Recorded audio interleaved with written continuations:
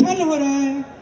अब आप जागरूक बनेंगे, आप आंखें खोलेंगे तो आप इस छल को देख पाएंगे, समझ पाएंगे। अगर आप अपने जीवन का अनुभव देखेंगे, ये देखेंगे कि जो गहलोत जी की सरकार है उसने क्या क्या काम किया है आपके लिए। मैं नहीं कह रही हूँ कि सब कुछ ठीक है, मैं नहीं कह रही हूँ कि जितना विकास, सब विकास जो है एक निरंतर होता है, विकास कभी रुक नहीं सकता। हम आज 10 चीजें करेंगे, 10 और करनी पड़ेंगी, ये होता है विकास, चलते चले जाता है। तो मैं ये नहीं कह रही हूँ कि भाई पूरी तरह से हो गया है, लेकिन मैं ये जरूर कह रही हूँ कि कोई प्रयास नहीं छोड़ा। कि जब गहलोत जी कहते हैं कि आप जितना भी मांगो, आप मांगते मांगते थक जाओगे, मैं देते देते नहीं थकूंगा, तो मैं गहलोत जी को जानती हूँ, वो अपने दिल से ये बात कहते हैं।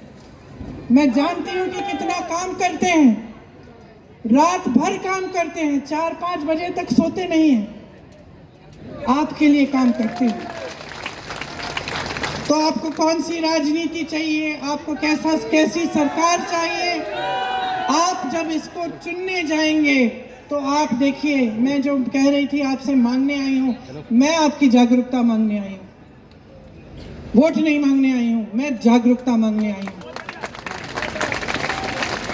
आपने शुरू में कहा कि इस धरती पर गर्व है, आपने शुरू में कहा इस देश पर, इस प्रदेश पर गर्व है, जोर से चिल्ला के बोले गर्व है ना तो इसकी हिफाजत करो, गर्व है तो अपने अधिकारों को समझो। जब नेता खड़े होकर कहता है कि मैंने दिया, उसको समझाओ तुमने कुछ नहीं दिया, जनता ने तुम्हें दिया है, उसको जवाबदेह बनाओ। ये धर्म की बातें, जाति की बातें बहुत अच्छी बातें हैं, लेकिन जब वोट की बात है तो अपने काम की बात सुनो और उससे काम की बात मांगो, उसको जवाबदेह बनाओ। और अगर वो आपके लिए काम नहीं करता और आपको लगता है कि इसने विश्वासघात किया है, तो बदल डालो।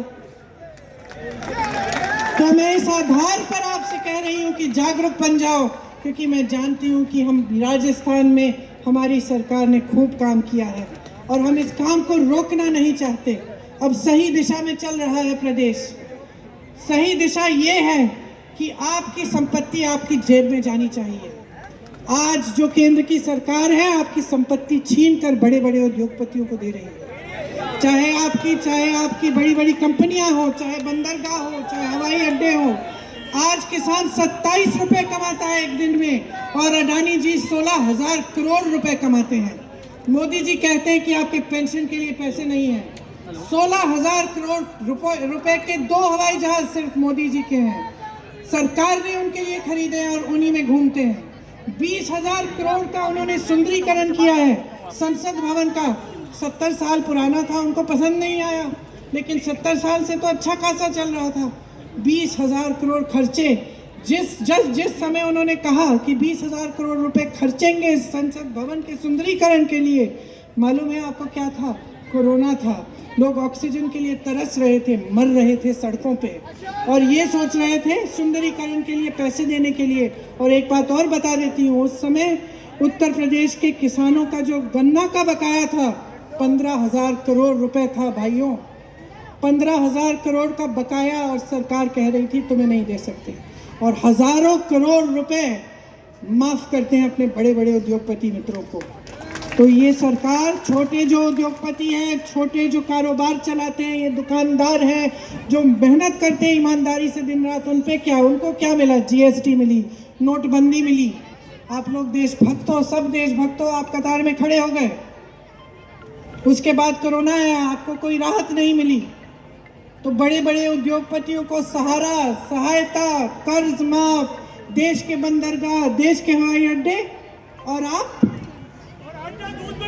आपके बारे में कौन सोचेगा?